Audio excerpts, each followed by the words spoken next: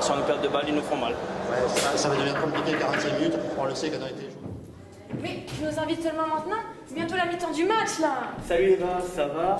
Ça va bien, merci. De toute manière, t'es toujours en retard. Ça te change pas d'habitude. Incapable de tout faire en même temps. Salut. Salut les filles, ça va? Oh mais ouais Mathieu, je savais pas que t'avais une collection de nains de jardin.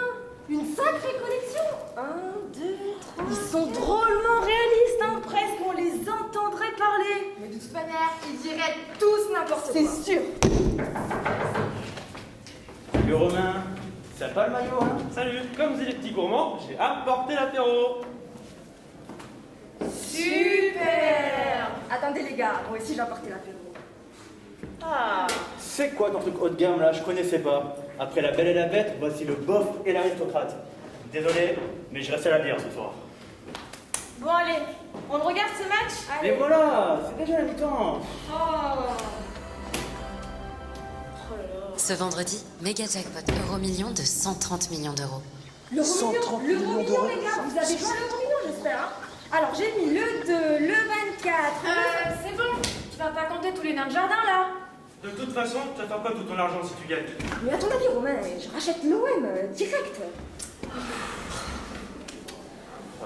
C'est fou hein. Innovation, snacking raffiné et nouveaux modes de consommation, comment ce jeune entrepreneur avignonnais a su conquérir le cœur des Français dans une période sans précédent? Romain, entrepreneur de demain, a osé nous raconter l'aventure. C'est demain à 21h sur Capital. J'ai rêvé ou c'est toi qui joues dedans, non? Et en même temps, entre vos chips et vos bières et votre match, je n'ai même pas pu en passer une depuis que je suis arrivé. Vous avez dit que j'avais ramené l'apéro. Mais attends, mais c'est quoi? Mais je comprends pas, mais Stop.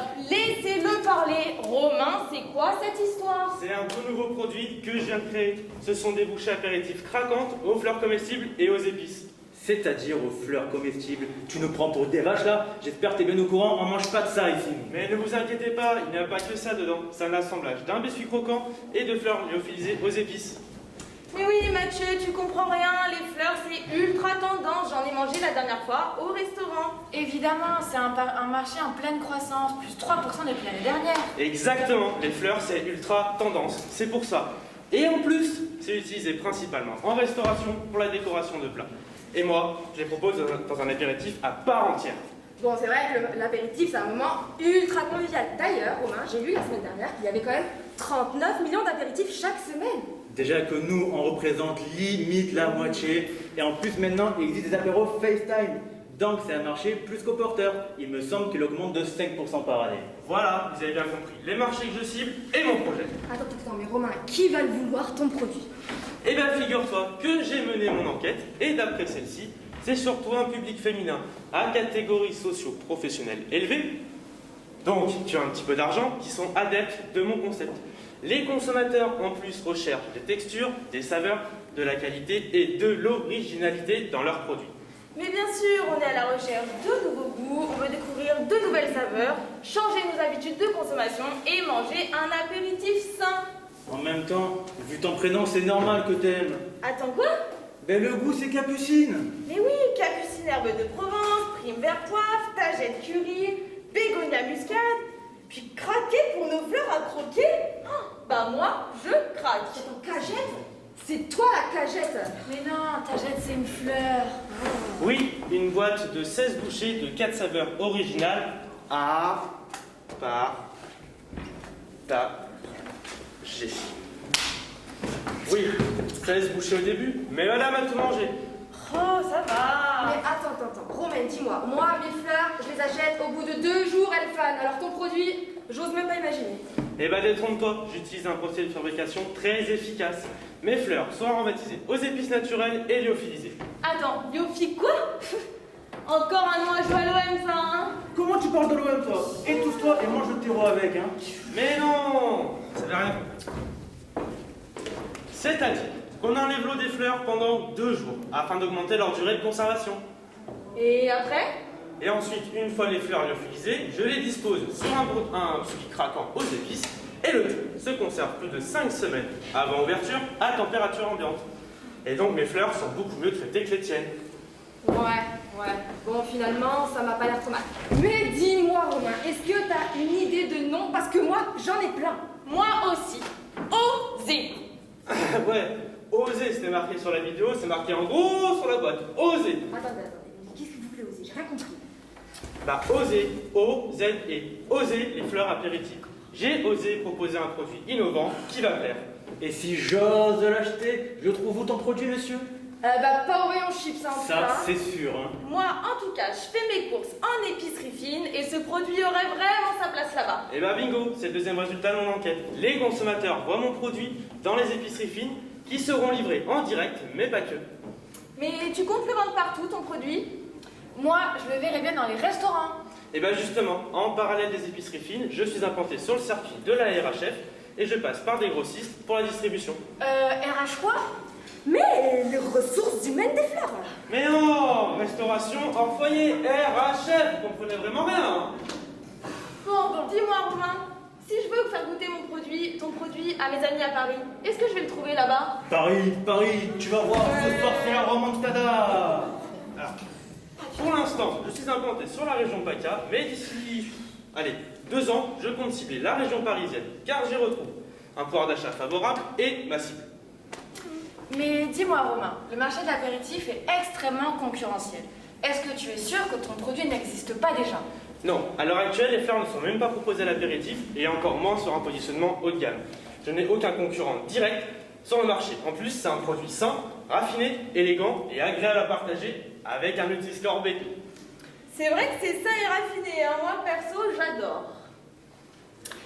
Mais est-ce que tu as pensé à un plan de communication efficace pour te faire connaître sur ces 2 circuits de distribution?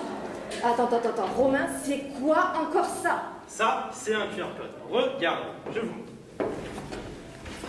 Quand vous le scannez, il ramène directement sur le site internet de la marque. Mathieu, si tous tes nains de jardin ils étaient high-tech, ils auraient pu prendre le book de l'ISEMA, scanner la plaquette avec leur téléphone, et toi, Romain, ça t'aurait fait une sacrée visibilité, hein. Super idée ça, les consommateurs peuvent donc directement avoir des informations en rayon. Tout à fait. Et toi, Mathieu, qui faisais des études en communication, je suis preneur des différentes idées que tu as. Et des autres, évidemment. Primo, tu dois faire connaître, aimer et agir. Il y a des supports médias et hors médias. En support média, les réseaux sociaux, Facebook et Instagram par exemple. Et grâce aux réseaux sociaux et des posts réguliers, tu pourras toucher les consommateurs finaux de tes produits. Oui, et en plus, ma communication est différenciée. Pour les consommateurs finaux d'épicerie fine, les distributeurs, les revendeurs et les prescripteurs. Mais oui, tu peux même faire des animations en magasin pour faire connaître et aimer ton produit.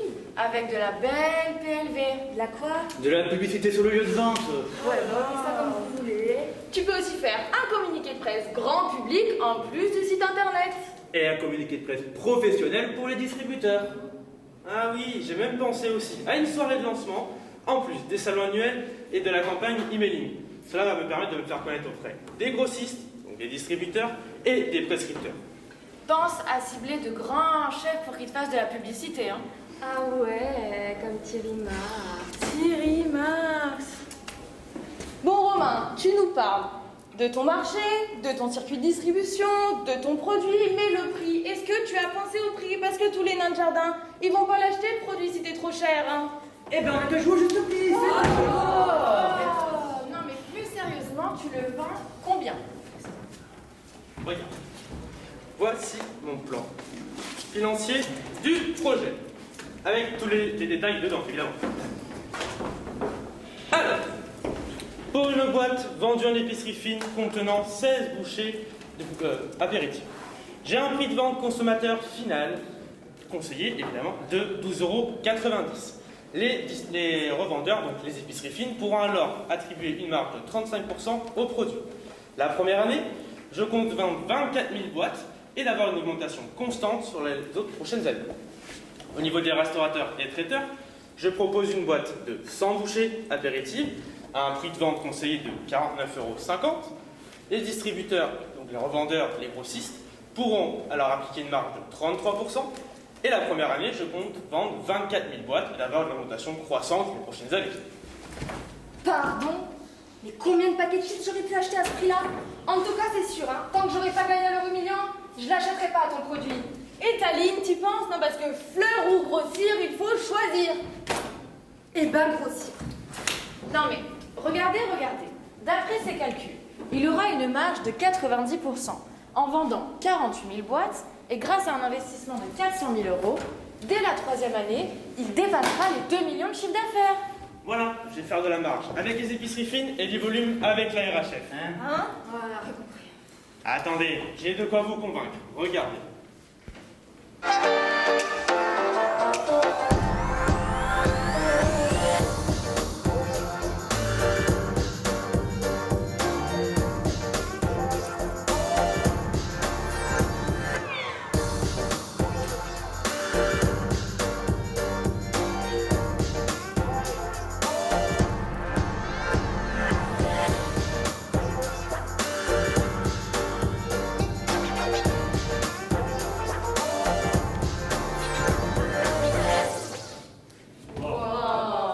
Et maintenant, venez. Craquez pour nos fleurs à croquer.